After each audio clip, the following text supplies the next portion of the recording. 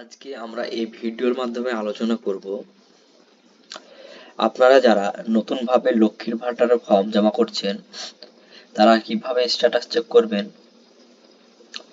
এবং যারা পুনরায় লক্ষ্মীর ভান্ডারের ফর্ম জমা করেছিলেন সেই স্ট্যাটাসগুলোও কিভাবে চেক করবেন এবং যারা আগে ফর্ম জমা করেছিলেন তাদের স্ট্যাটাস নট রেকর্ড ফাউন্ড দেখাচ্ছে যাদের সেগুলি অনলাইনে এন্ট্রি করেনি সেই ফর্মগুলো আপনারা আবার পুনরায় যে ক্যাম্প চলছে এই ক্যাম্পে আবার পুনরায় জমা করবেন।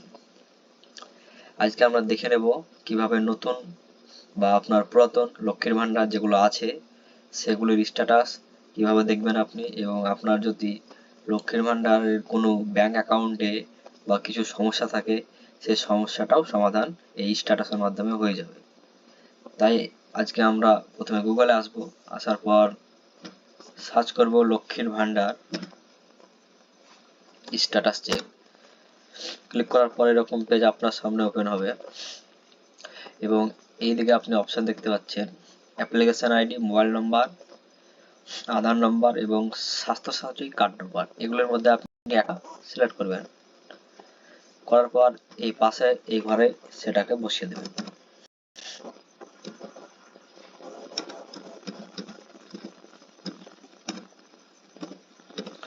বসিয়ে দেওয়ার পাশে নিচে ক্যাপচারটা বসিয়ে দেবেন।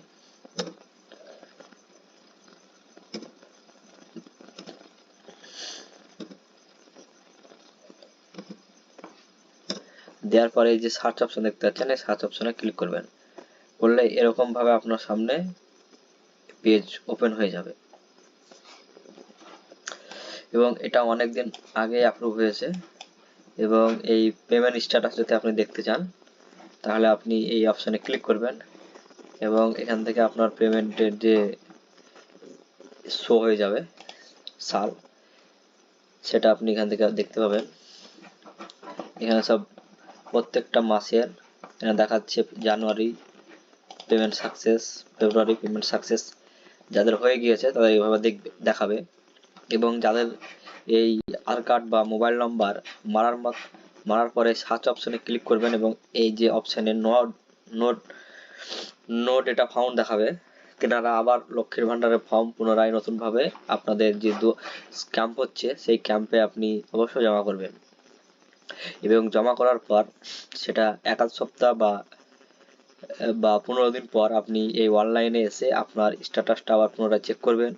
যদি অনলাইনে এন্ট্রি না হয়ে থাকে তাহলে আপনি আবার সেই ক্যাম্পে গিয়ে যোগাযোগ করবেন। অবশ্যই ভিডিওটা এই পর্যন্ত ছিল। ভিডিওটা ভালো লাগলে একটা সাবস্ক্রাইব করবে।